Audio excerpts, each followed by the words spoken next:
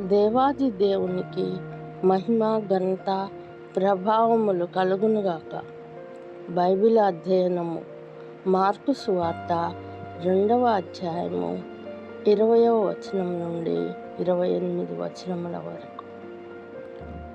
21, 22 వచనాలు మనం చూసినట్లయితే ఉపమానం గురించి ప్రభువు వివరిస్తూ ఉన్నాడు. ఎవడు పాత బట్టకు కొత్త గుడ్డ మాసిక వేయుడు, వేసిన ఎడల క్రొత్త మాసిక పాత బట్టను వేలిపరచును, చినుగు మరి ఎక్కువ అగును. ఎవడును పాత తిత్తుల్లో కొత్త ద్రాక్షారసం పోయడు, పోసిన ఎడల ద్రాక్షారసం ఆ తిత్తులను పిగుల్చును, రసమును తిత్తులను చెడును. అయితే కొత్త ద్రాక్షారసము క్రొత్త తిత్తుల్లో పోయవలనని చెప్పాను. ప్రభువు మనకు 2 ఉదాహరణలు తెలియజేస్తున్నాడు. పాత బట్టకు క్రొత్త బట్ట మాసిక వేయకూడదు.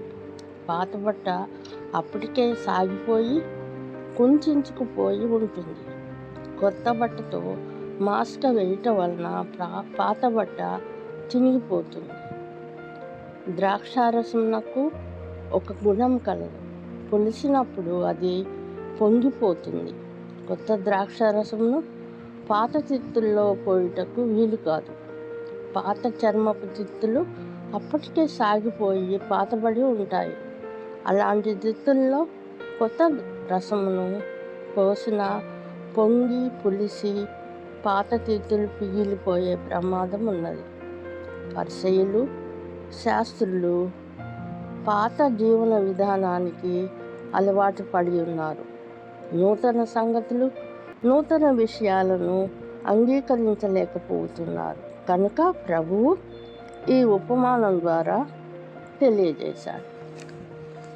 23 నుండి 28 వచనం వరకు మనము చూసుకున్నట్లయితే విశ్రాంతి దినమును గూర్చిన తర్కము అని చెప్పవచ్చు. ప్రభువును మరొక మారు వివాదంలోనికి దించటానికి ప్రయత్నించారు. ప్రభు యొక్క శిష్యులు విశ్రాంతి దినమున వెన్నులు త్రుంచి తింటుండేవి. పరిసయ్యులు ఈ విషయమై ప్రభువుని అడుగుతున్నారు. మామూలు దినములలో తినుట తప్పు కాదు, కానీ విశ్రాంతి దినములు చేయుట ధర్మశాస్త్ర విరుద్ధమని వారి వాదన. ప్రభువును తప్పు పట్టుటే ధ్యేయంగా వారు ప్రయత్నించినట్లు స్పష్టంగా తెలియచున్నది. యేసు వారి యొక్క వాదనకు ఇలాగున జవాబిస్తున్నారు. దావీదు దేవాలయంలోని సన్నిధి రొట్టెలను యాజకులు తప్ప ఇతరులు తినకూడని వాటిని తాను తిని తనతో ఉన్న వారికి ఇచ్చాను. సన్నిధి రొట్టెల యొక్క వివరణ మనం చూసుకున్నట్లయితే నిర్గమకాండము 25వ అధ్యాయము 23 నుంచి 30 వరకు రాయబడింది. ఈ సన్నిధి రొట్టెలు యాజకులు మాత్రమే తినవలెను.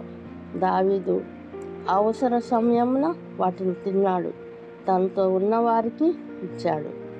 మానవుల అవసరముల కొరకు నియమం తప్పుట ధర్మశాస్త్రం మీరుట కాదని అర్థం. ధర్మశాస్త్రము రాకమునుపే మానవుడు సృష్టింపబడ్డాడు. ఈ నియమాలు, కట్టడలు, ఆచారాలు పరిమితం కారాదు. క్షమ, కనికరము, సేవాభావములు కలిగి ఉండుటే నిజ జీవితానికి తార్కాణం. ప్రతి నియమము మానవుని అవసరతకు ఉపయోగపడేదిగా ఉండాలి.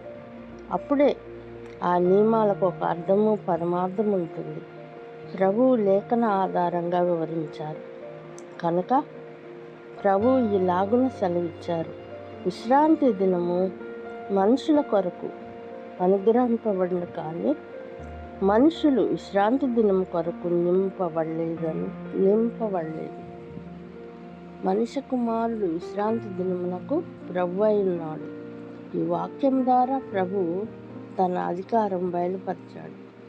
అవసరతలో ఉన్నప్పుడు తాను ఏర్పాటు చేసిన నియమాలను మార్చుకొనుట ఇక్కడ మనం చూడగలము.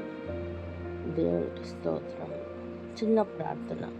కృపా కనికరం గల దేవా, మా పరలోకపు తండ్రి, మీ పరిశుద్ధ పాదాలకు లెక్కలేని స్థితిలో స్తోత్రాలు చెల్లించుకుంటున్నాను నాయన. అద్వితీయ దేవ, ఆత్మల కాపరి, అబ్బా తండ్రి అయిన దేవా, మీకు స్తోత్రాలు చెల్లించుకుంటున్నాను నా ప్రభా.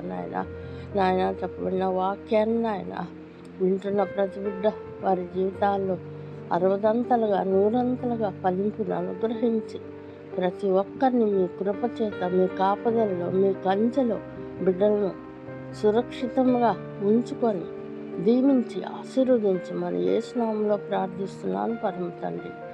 Amen, amen, amen.